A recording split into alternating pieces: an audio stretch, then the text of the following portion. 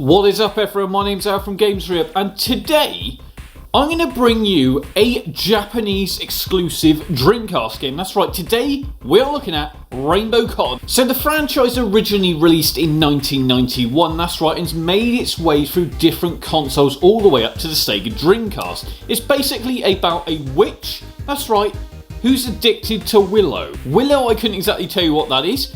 I only believe it to be the little... There's these colourful little like teardrop shapes within the game, which you'll see in a minute, which you have to collect or kind of shoot, but then you... I don't know. Anyway, it's awesome, it's a Japanese exclusive, and it's here on Games Re-Up. Let's take a look.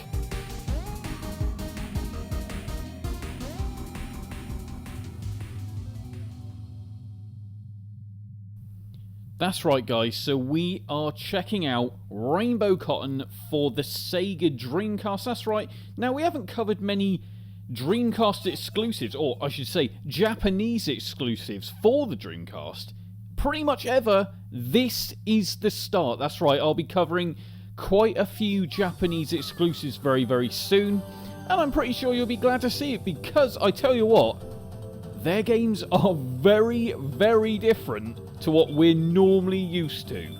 So here it is, the first one is Rainbow Cotton.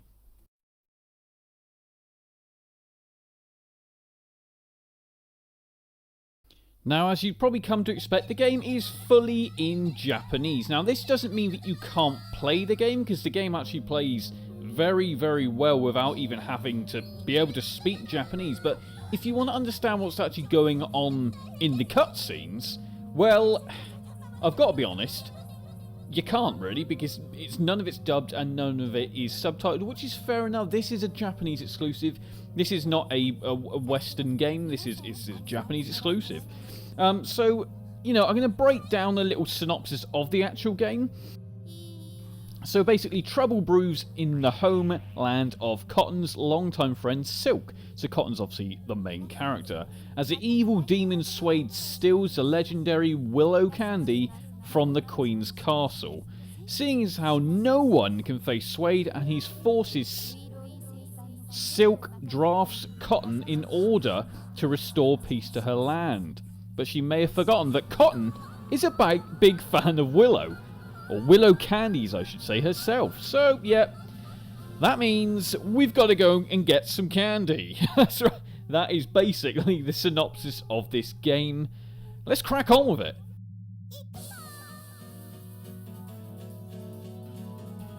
Straight off the bat, you're probably going to sort of recognise the style of this game. So if you know Panzer Dragoon, you're going to be pretty damn similar, or familiar I should say, with the play style. Now, yeah, you can see this is clearly a Japanese exclusive game, because it is bat crazy, and I've got to be honest, I absolutely love it. It is so bright, the music is so loud, I mean, this game is so in your face. That is what most Japanese exclusives are like, and like I said, I absolutely love it. And I'm pretty sure I'd also be right in saying this is a stunning looking game for a Dreamcast game from the year 2000. So, you know, probably not even half a year after the console got released, this came out. And it really does show off what the console can do. I mean, just look at the way her hair is moving. I don't really see many Dreamcast games that look this damn good, especially not games that we ever got. God, I am really jealous of Japanese people, and I really wish we had exclusive like this. But hey, we don't, which is why we're checking it out right now. Now the cool thing is the game doesn't just keep you on one linear path. That's right, it takes you off to different paths quite quickly and quite, to be fair, you've got to admit, that was pretty damn seamless.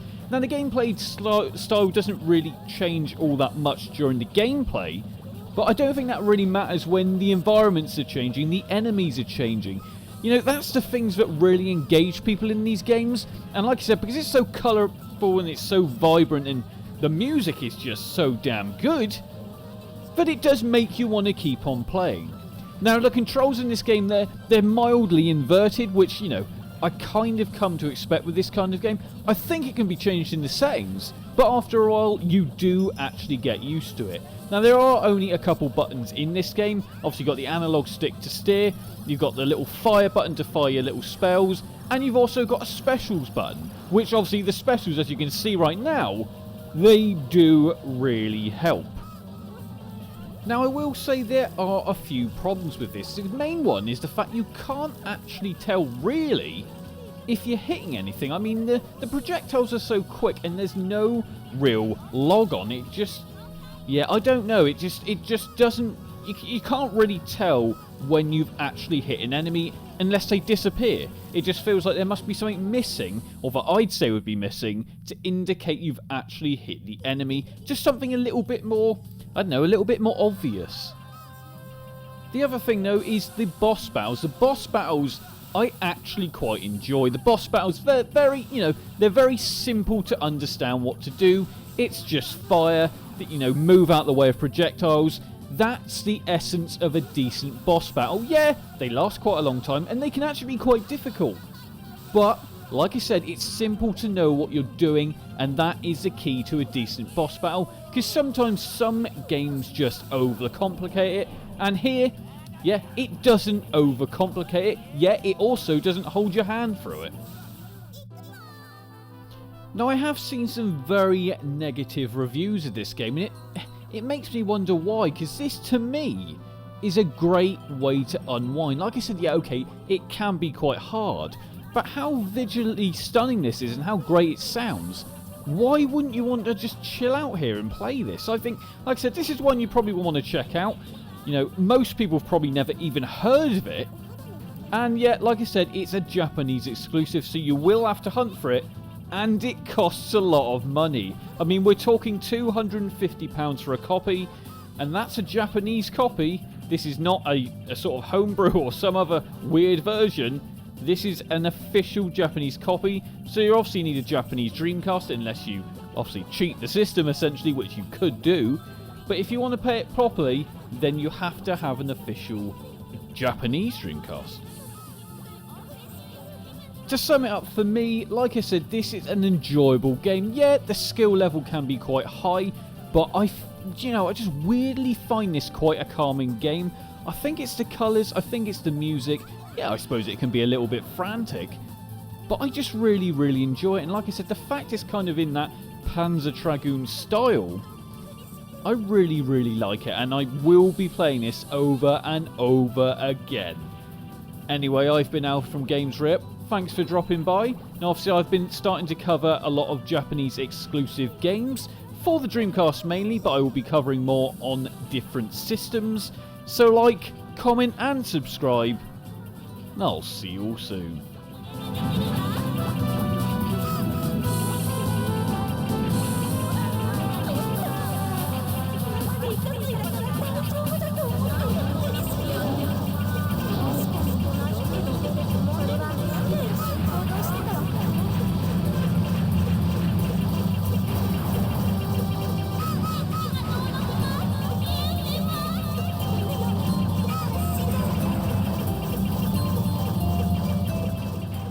You can now support the channel on patreon.com/GamesRip, as well as remember to like, comment and subscribe.